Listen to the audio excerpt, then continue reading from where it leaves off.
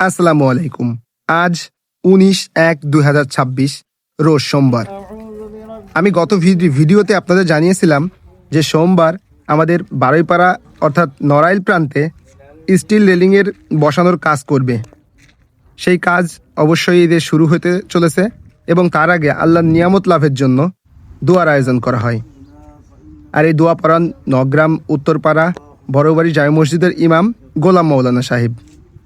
এই বারুইপাড়া নড়াইল প্রান্তের steel railing বসানোর পরপর আমাদের কালিয়া এই বারুইপাড়া নবগঙ্গের উপর নির্মিত এই সেতুর কাজ প্রায় 80% শেষ হবে বলে আমাকে ইঞ্জিনিয়ার সাহেব বলেছেন।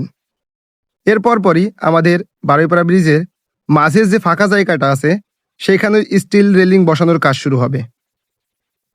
খুব দ্রুতই আমাদের এই ব্রিজটা সম্পূর্ণ হবে বলে জানিয়েছেন ইঞ্জিনিয়ার সাহেব। আমি আগেই বলেছি, মাঝখানের যে সিস্টেমটা, যে নকশাটা আপনাদের আগে দেখিয়েছি, এটা হবে কালনা ব্রিজের আদলে। সেটার কাজ শুরু হবে এই স্টিল রেলিং বসানোর পরপরই। আসলে নবগঙ্গার উপর নির্মিত এই ব্রিজে প্রতিদিন শত শত লোক মানুষ ঘুরতে আসে, এখানে প্রাকৃতিক সৌন্দর্য উপভোগ করতে আসে। এখানে দেখা যায় সকালের সূর্যোদয় এবং সন্ধ্যার সূর্যাস্ত। এই ব্রিজ থেকে যেন মনে হয় কুয়াকাটা ও কক্সবাজার সমুদ্র সৈকতের মতো ফিল পাওয়া যায়। আমি আজ নিজেই ইঞ্জিনিয়ার সাহেবের সাথে কথা বললাম। তিনি আমাকে এতটুকু আশ্বাস করলেন যে এই ব্রিজে জুন মাসের ভিতরে চলাচলের উপযোগী হবে ইনশাল্লাহ। তো এই কথাটা শুনে আমার নিজেরই অনেকটা ভালো লাগতেছিল। আমি আগেই দাওয়াত পেয়েছিলাম, আমাদের রহমান ভাই আমাকে দাওয়াত করেছিল। আমি সেই সকালবেলায় আজ চলে গিয়েছিলাম, গিয়ে প্রথমে যেখানে রেলিং বসাবে সেইখানে থেকে একটু ভিডিও নিলাম এবং রেলিং যে বানতেছে ক্রেনের সাথে সেই দৃশ্যটাও নিলাম।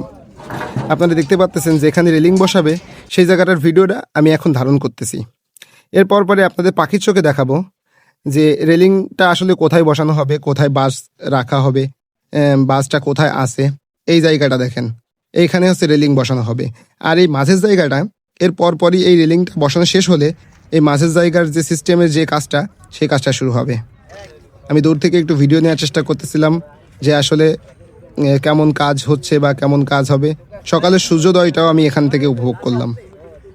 আসলে এত সুন্দর একটা পরিবেশ আপনাদের সাথে শেয়ার করলাম, এটা আমার নিজেরই ভালো লাগতেছে।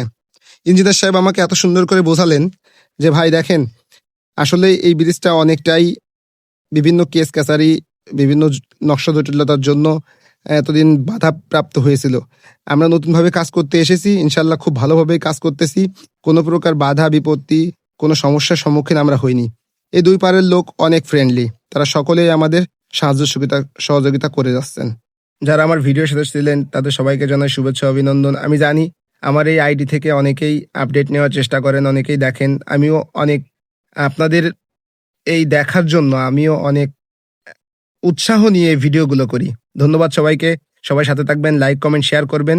আসসালামু আলাইকুম।